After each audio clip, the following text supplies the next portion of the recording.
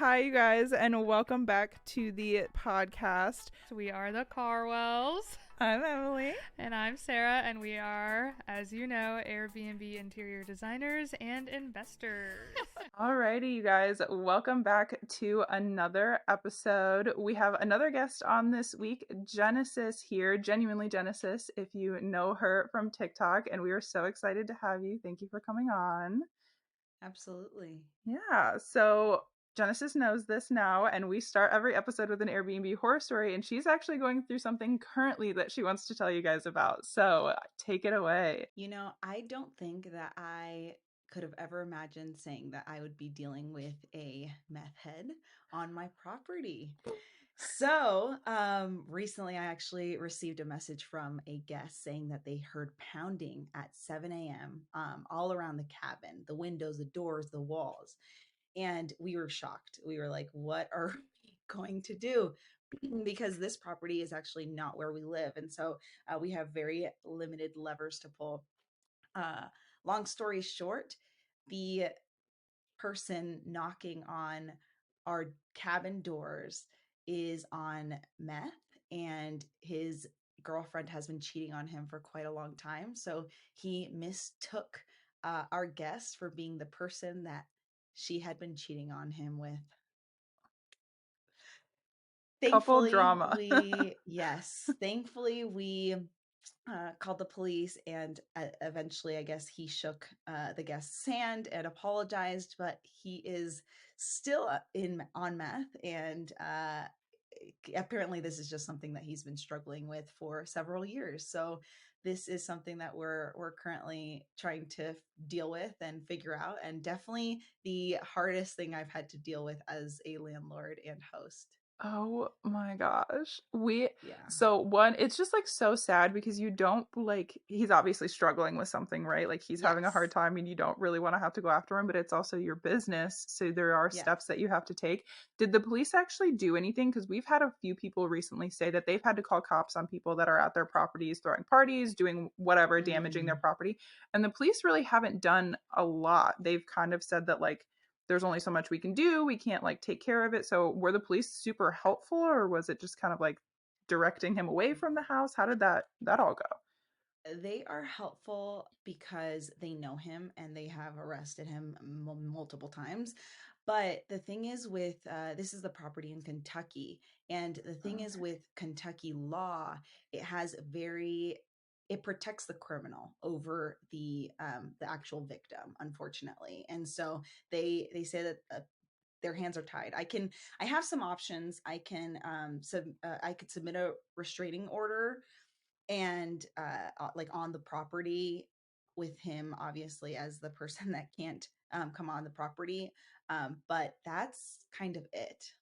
Oh, that is something to take into consideration. I'm sure now when you're going into a market, what are the laws that Yes. if you have to call the cops? Because it's become pretty obvious to me that most people have to call the cops at least one time for their property. Like Oh yeah. something goes on and you have to call the cops, but knowing what the laws are is going to be super important because if they can't do anything, what do you do? I guess you just at least have to have a backup plan if that's the case. Completely. Oh So my that's what we're gosh. dealing with. It's scary, right? Because you invest in an area, but I still have hope that it'll be okay and we won't have to just like sell the property, you know? Yeah, yeah. So how did your guests handle it? Were they super angry, or had they been there for a while? Was it just like a short-term guest, or were they there longer term? It was a short-term guest, so very, very much they were traumatized, right? I mean, you can only Yeah. imagine waking up to that, and that's more what I feel bad about. I don't care, so I like refunded their stay, right? Like anything that I could possibly do on my end to make their experience better. What sucks too, like you sure, yes, you do this for the passive income, but also it's so rewarding when people actually enjoy the property that you've built, that you've created, that you've hopefully made cozy in a home. And what's just so sad when someone is leaving your property with this trauma and this experience that you very much wish you could have avoided. Yeah. Um, but thankfully, I mean, he understood, and he was just very understanding. And I was like, this has literally never happened before, and I apologize endlessly.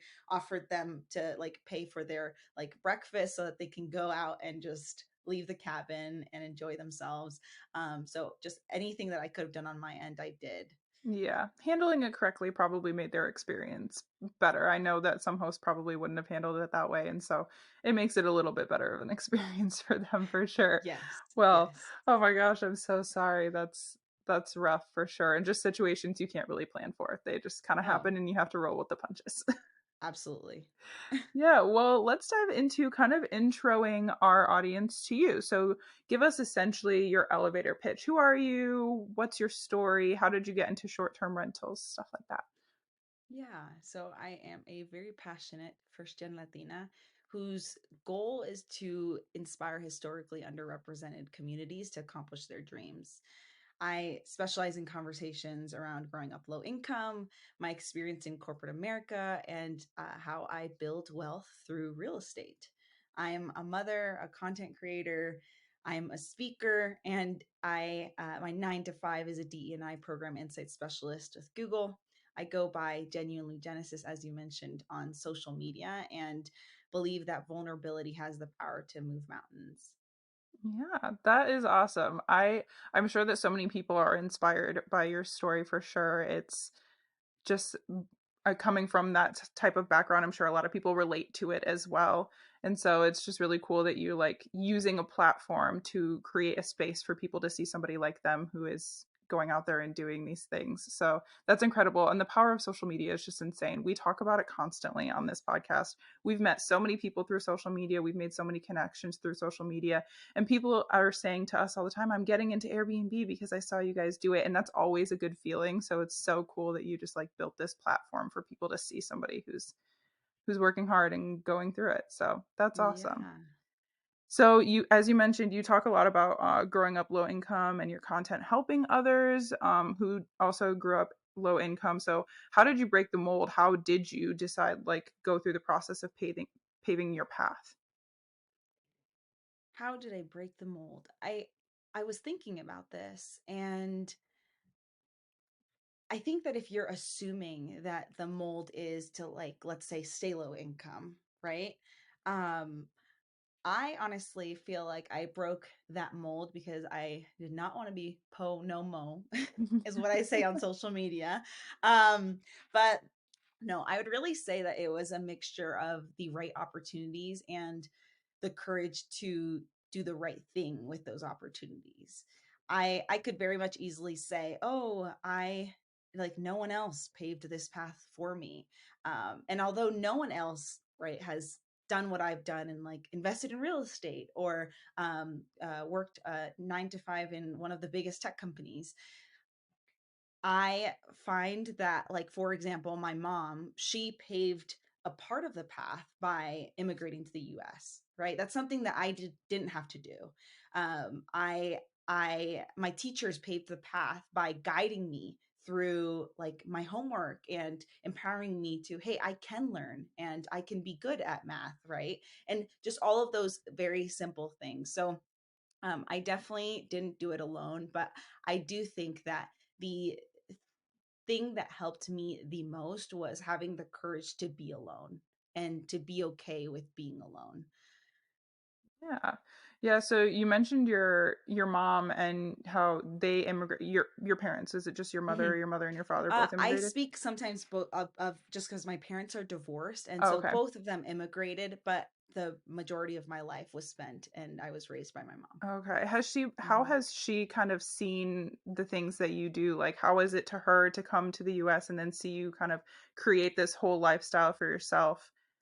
Is she super supportive? Was when you started getting into it, was she kind of like, because even real estate for my parents, me getting into it, they're like, oh, well, that's pretty interesting. That was something that we were never interested in. So how has she seen what you've doing and what you've been doing in your success?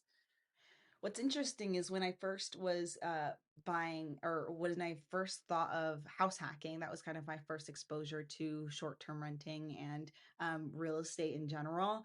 She was like, well, like, you're gonna have strangers in your basement, like like she was just really concerned, which I completely understand. Most people have that concern, but when you're someone that like obviously does this research and finds a property that has a completely separate entrance and has like no, you don't have to have any interaction with the guests. I had to kind of at some points just push out her thoughts and her concerns, and just kind of in my head, and by telling her, hey, I'll show you, like just be patient, just watch it unravel and you'll see. And that's exactly how it's happened. Even when I was about to buy the Kentucky property, she was like, hey, like you need a new car, you should buy your new car. And although I wanted my new car, I did know that, hey, the best way to do this is by investing in real estate and that cash flow to pay for my new car. And so this is like a completely different mindset, because what they're used to, our parents, or at least specifically my parents as immigrants, they had multiple jobs. And so they were used to selling their time for money. And I completely get that, right? Because most of our world is. But when you have this different perspective, you just kind of have to say, hey, just wait and see. Yeah. Yeah, absolutely. I'm sure you have a very unique perspective as well, and probably you're super inspired by your mom for working hard and coming here and creating a life for you guys. So I'm sure that that had a lot to do with you deciding to create the lifestyle that you have today because Oh, you saw her work completely. incredibly hard. I like, I, what's so sad is when she said that when we were little and didn't have money, she kept telling herself, well, one day I won't have to work as much. And so she worked and worked and worked. And then suddenly we're 18 and she's like, I didn't realize that while I was working that you would grow up. And then by the time that I finally like got out of that, having to work so much, that you all would grow. And so that like makes me super sad, right? She didn't get to have that experience with us to even sometimes go to like our concerts or whatever sports we were doing because she was so busy working.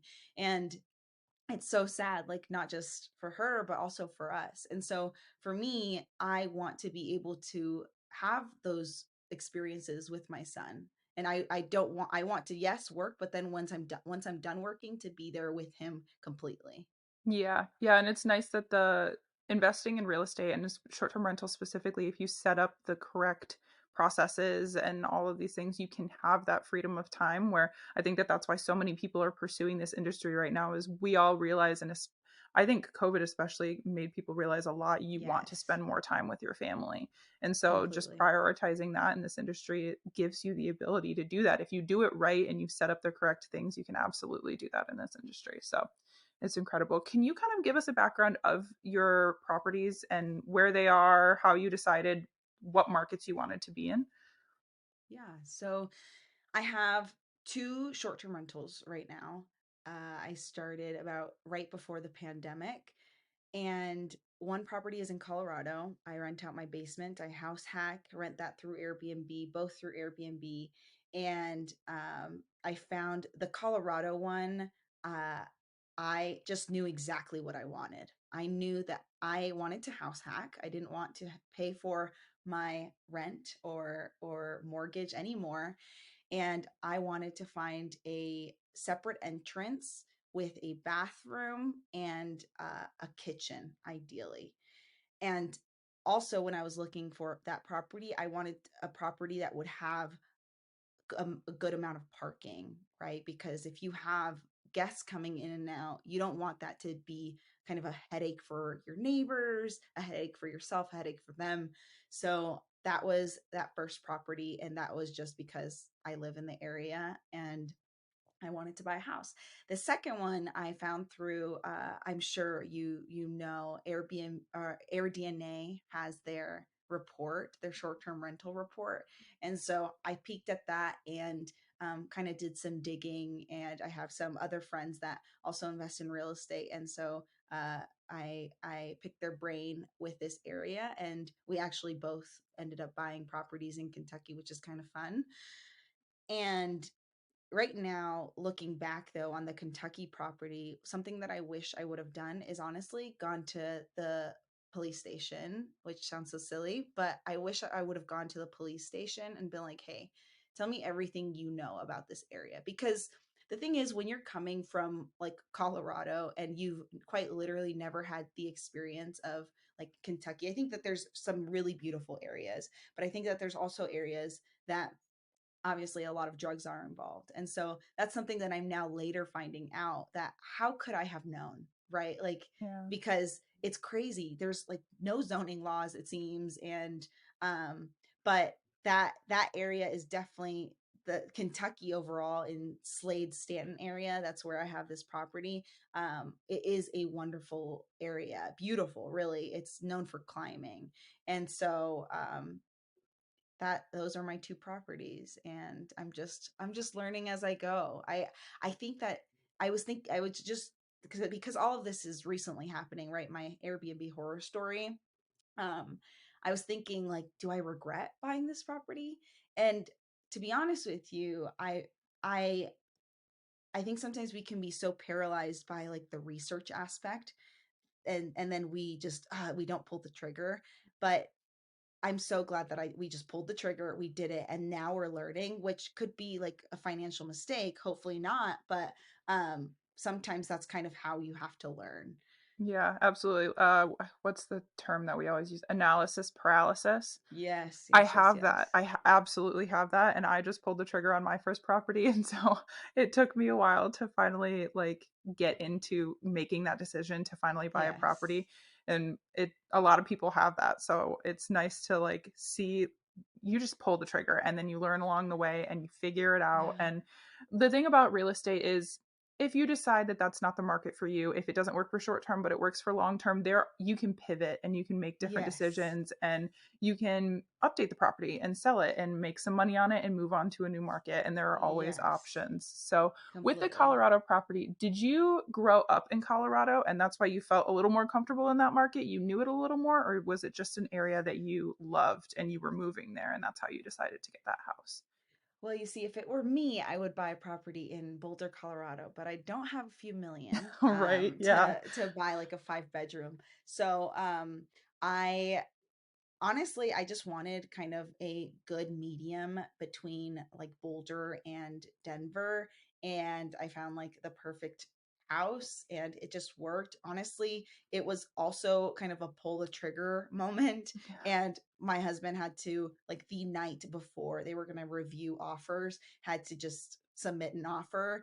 And he quite literally drove to our neighborhood and saw someone walking on the, like, along the street, and asked them, like, is this a good neighborhood?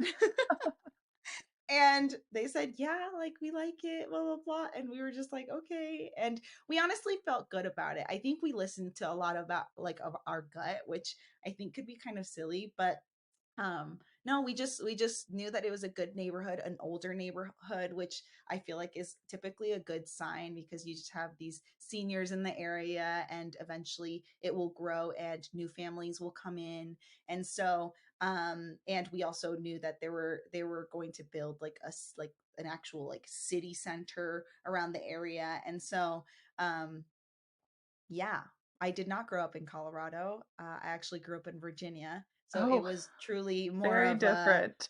pull the trigger moment. But also I love the area and I work in Colorado and we're very much outdoorsy. So it really made sense for us. Yeah, I love Colorado. My husband and I, when we were living in Texas, we did a whole road trip. We went to New Mexico, Arizona, and then we went up to Colorado. Oh, He wanted fun. to go to college at the University of Colorado, the one that's in Boulder. I think it's University Okay. of the Buffaloes. He wanted Yeah, to go yeah, yeah, there, yeah. and so he was obsessed with Colorado forever. He ended up going to Michigan State, but and so he was like, "You have to see Colorado. It's just gorgeous. You're gonna absolutely love it." And he loves hiking, and so we did a whole trip up there and it's beautiful. And being right in between those two cities, there's so much for people to go and do if you do rent out Yes, your spot. They can go into Denver or they can go into Boulder. There's a lot to do in Boulder as well. So completely. definitely a good spot to be. But so you mentioned that your mom had a little bit of concern about like renting out your basement and strangers coming in and out. And I'm sure a lot of people decide not to do house hacking for that reason, exactly Yes. because they have a lot of concerns. So what were like, I guess, steps that you went through, and how did you decide that that's okay and I'm trusting and I'm putting all of these things in place to make sure it is a safe place for me to be while also having these strangers come in and out? Yes. I have had instances, for example, where I had guests that I just wanted to leave because I didn't feel safe. And that was early on when I had a gut feeling, okay, like I don't really know why they're coming and what their intentions are. It does help having like a man in the house, right? I don't Yeah. think I would feel comfortable doing it if I was just like this single lady, Yeah. but I really, again, I think I'm just someone that just pulls the trigger and figures it out. So far, I don't think that it's bitten me in the butt, even considering the Kentucky property. But I have decided that if I ever get a gut feeling that, hey, like this doesn't feel right, I quite literally cancel the reservation. Yeah. And Do you so, Sorry, do you ever feel like you like set up the price point to a point where you're like, okay, somebody who's paying this is going to be respectful of my space, they're going to be respectful of yes, me, things like that. You put those kind of processes in place, I guess, to make sure that the clientele that you're bringing in is yes. going to make you Yes, comfortable. absolutely. There's something there's and I love that you brought that up. There's things that you can do to kind of weed out the people that aren't going to respect your space or respect you. And so for example, having like a really, I guess, a good price point. I typically don't go under like 100. I find that that typically brings people in that won't be respectful of my space. I also don't allow one night stays.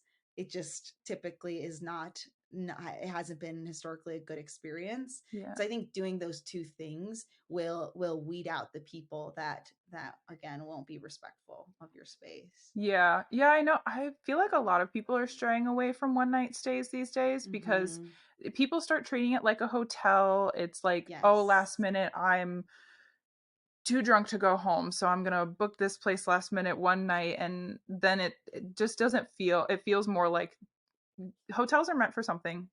If you're staying for one night, a hotel is Yes. perfectly fine to stay in. But I feel like I've noticed a lot of people straying away from one night stays and doing 2 night or 3 night minimums, no matter the size of their property. And it's just a strategy that people feel a little more comfortable with the people coming in their space. Well, and it's just not worth it, right? Mm-hmm. It's just it's not worth it like for that risk.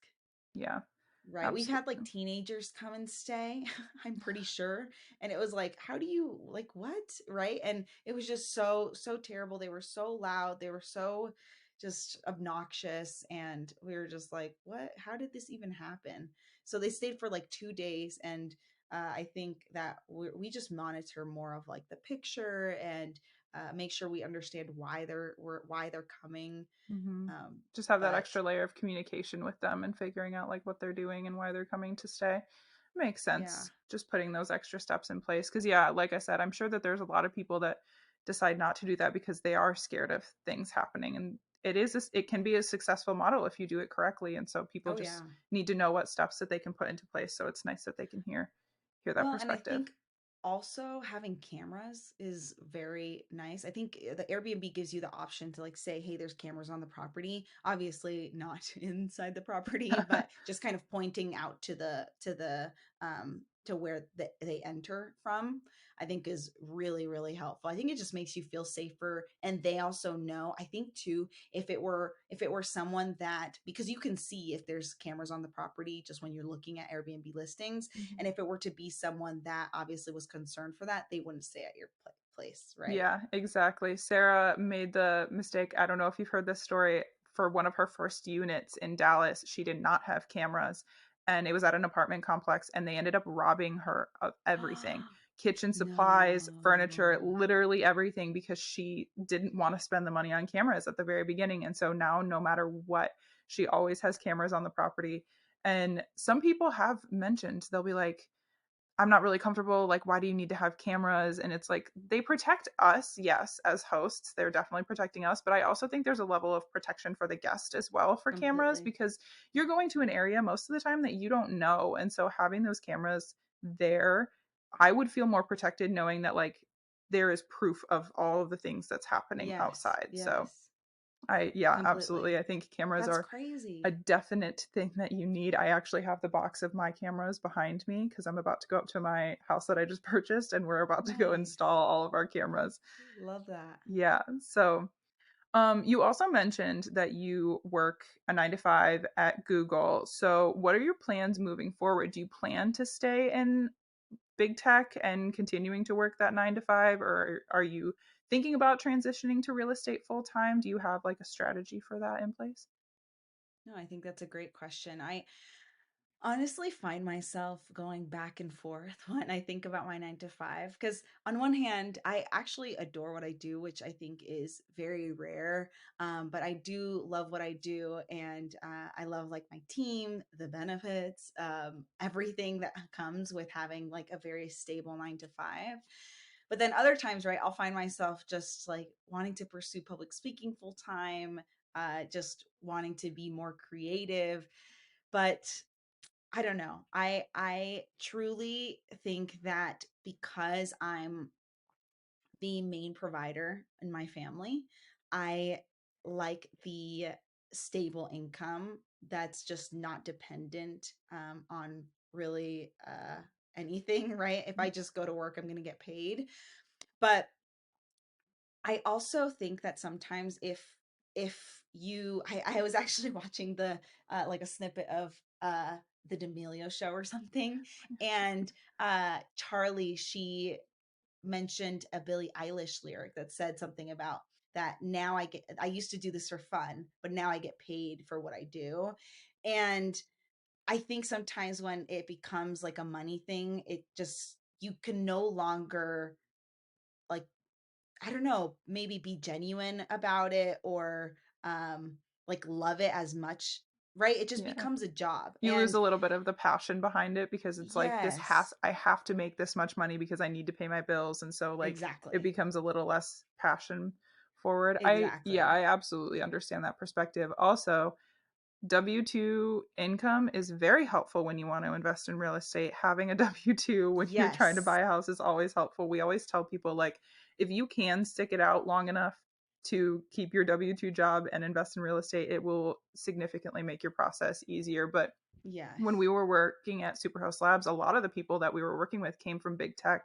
And essentially, they Wow. were all just like, we have this income and we want to grow it. And where do we put it? And so, real estate was a Yes. natural place for them to do that. And so, some of them stayed in it and they're continuing to be in big tech and doing real estate. But then some decided at a certain point, once they got to a certain point in Exactly. their real estate investing journey, they left and they're happy with those decisions. But I think it just depends on your lifestyle, right? Oh yeah. And I think right like I right now this feels right to me and I'm completely open to changing that. I cuz again, right? I am very busy and sometimes I'm like how do I even right do this? Like I feel like right now I'm decluttering my entire house because I just can't keep up. I can't keep up with all of the little things. And so I but I'm very much open to just pivoting and right now the stage of life I'm in, I like my 9 to 5 and I like doing content creation and all of my side hustles with real estate on the side. Yeah, absolutely. You mentioned social media. So obviously you're super busy with doing real estate 9 to 5, also creating content. I can vouch for creating content takes so much more time than I think people really think that it does. And so Yes. it's definitely a big commitment. But how does social media impact your business? And how is there like a strategy behind using social media to promote your properties and things like that? Why did you, I guess, decide to do social media and content creation? And how is that helping you Yeah. build? Yeah, I think the reason why I started social media, honestly, was specifically to inspire my underrepresented communities to accomplish their dreams, right? Because I grew up low income and it very much often felt like I was defined by my circumstance that, okay, I'm low income, like it's going to be extremely difficult and almost impossible for me to get out of this cycle of poverty and get to where I want to be. That was the purpose. And what's interesting is that short form video content has allowed me to use my voice in other ways that like other forms of communication has not. I tried blogging and inspiring my community that way, and that didn't feel right for me. I tried like pictures on Instagram with like captions and things like that. That didn't work for me. And so I really just feel that like it's opened doors for more so my I guess you could call it like a side hustle, but really it's like my dream of becoming a public speaker and inspiring people that way through a storytelling. I don't particularly like to uh merge my different projects. Uh, I personally don't advertise any of my properties. One, because like one of them is my house. And so if you Mhm. know me through social media, like I don't want you to like just show up and be like, hey, I found you on TikTok, you know? That makes sense. And the Kentucky one, I just haven't felt yet the need to. Like we're pretty like we're booked decently. And so I don't feel, I guess, the need, but I also don't like to merge them because I don't want them to be dependent on one another. And so until I feel like I need to kind of merge them, I haven't done so. Yeah. Yeah, it's you mentioned like the short form content and videos just being something that you really connected with, and I would say that mine and Sarah's biggest following is also on TikTok, and it's a lot of it is to do with they push it to a different audience all the time, right? And so new Yes. people are seeing your face, but I think the reason that social media, personally, I think the reason social media is changing so much to video content is people feel more connected to you when you're Yes. talking to them directly in video, and people just get to know you more. Like people know husbands by name, they know a lot about like our background, they know that we've been best friends forever because we're vocalizing Yes. that, and people feel, I think, more connected. So I think that like connecting and doing short form video just has completely changed social media in that way, where people are feeling significantly more connected with content creators now. Completely, completely. And I think it's funny because my name is Genuinely Genesis, and it came about by asking. I asked one of my friends. I was like, "What should it be?" Right? Like she was kind of on my board of advisors for all of my social media stuff, and she's like, "I feel like you're very genuine," and I was like first off, that's probably the best compliment that you could ever give me, right? But I was like, I do try to like be as real as possible, and on social media, if I ask my siblings all the time and just my friends, like, does it ever feel like I'm not being who I am like with you? And so if they ever say anything, I'm just like, no, like I'm going to make sure that if you were to meet me in person, I'm the exact same way. And so I think that's kind of what I mentioned earlier about like being vulnerable and being yourself and being not being afraid to be like who you like the raw, like, right, like just who you Mm-hmm. are really inside when you're um talking to your best friend. That's what I think truly like changes hearts. Yeah, and I think people can sense that. People can sense the people that are being fake on social media, and they're Yes. not that you don't get inspired by people that are being fake. You're inspired by true stories where people are being themselves. And so I think that people obviously really connect with that with you for sure. So Yeah. so as far as pursuing short-term rentals, aside from creating generational wealth, what were your reasons, I guess, specifically for going for short-term rentals instead of long term or flipping houses or anything like that? Why get into short term specifically? At the beginning, we listened to a lot of Bigger Pockets, and that's kind of what really helped motivate us. We were listening to Bigger Pockets, and what we realized is that you make more in short-term rentals. Yes. And of course, it comes with a degree of like you're dealing with completely new people every single time. You're kind of gambling a little bit, A right? little, yeah. um but at the same time, I kind of like that. I kind of like having a space where people can come in from different areas, and sometimes you get to meet them or interact with them, right? But I think primarily it was because you make more, just like I'm pretty sure like statistically you just make more. And so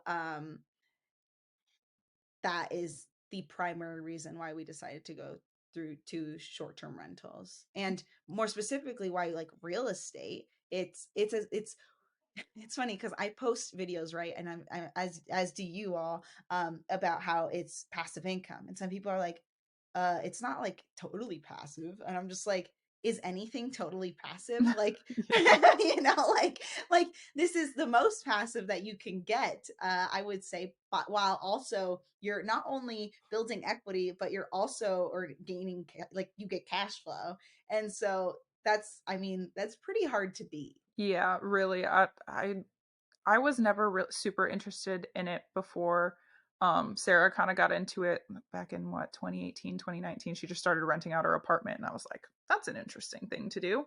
But Yeah. then when you get into home purchasing, it's like your house is appreciating, especially if you're making renovations onto Yes. your house. There's tax benefits, and you're making cash flow. And if you put the right systems in place, it's like a minimal amount of work, especially compared to like going to work every day. So, like, for the people that actually don't want to have their 9 to 5s anymore, it's the best way to go about it. So, because like Oh yeah. long term might, I guess, be less time because you're like, what, checking in once a month and they're giving you your rent check. But Hmm. um it's still significantly less income, and then flipping houses is a lot, and usually those are like churn and burn and you're doing those Oh constantly. yeah. These short-term rentals, although you're, especially if you're managing yourself, you're messaging them every once in a while unless you have like all of your automation set up, and Yeah. then it's really like you set it up once, and then if you have the correct team in place, there's not a whole lot you have to do outside of No. that because you've already built the thing. It's like do it once and then keep it up, not do it once and then have to like keep going back and doing it again and again and again. Yeah. So it's definitely yeah, I see a lot of people transitioning from long term to short term rentals, and I understand why, and I can see in Yeah. the next few years so many more people are going to be getting into this industry for sure. Well, and I think it's also dependent on your season of life, right? Like, Hmm. I'm sure, I don't know, if I were to have more kids, like maybe I'm like, okay, like I really don't want to have like more than a certain amount of properties, or maybe I want to switch to long term because I know friends that did short term and they were like, you know what, like we have 5 kids now, let's make it long term. And so Hmm. I think it really depends on your season of life. And the thing is, I think so often people think that, hey, you need to get stuck on like, okay, if I'm going to buy this property, it needs to be short term rental and I can't pivot.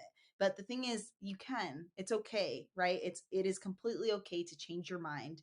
And yeah, that's I think something that people really get stuck on is that you can't change your mind. But the thing is, you quite literally can. Yeah, change your mind, change your strategy. And now, as the industry is changing, people are selling short term rentals as Mm, businesses. So, if you've built up this portfolio and your property is profitable, you can sell it at a premium because it's got bookings and it's a profitable crazy. property that makes so much money. And so, the industry is just flipping upside down. It's the next Oh few years are yeah. going to be crazy. I'm really excited to kind of see how everything changes. I'm glad I'm getting into it now, especially in the market that Yes. we're in. Michigan's a pretty untapped market. So I'm like, I'm Yeah. glad I'm building at that stage and not going into these super oversaturated Oh markets yeah. because that can be really difficult to get into, especially if you don't have the cash flow to do it, like Gatlinburg and stuff like that. Like you Oh said, yeah. when you wanted a house in Boulder, I don't have a few million to to Yeah. put into a Well, property.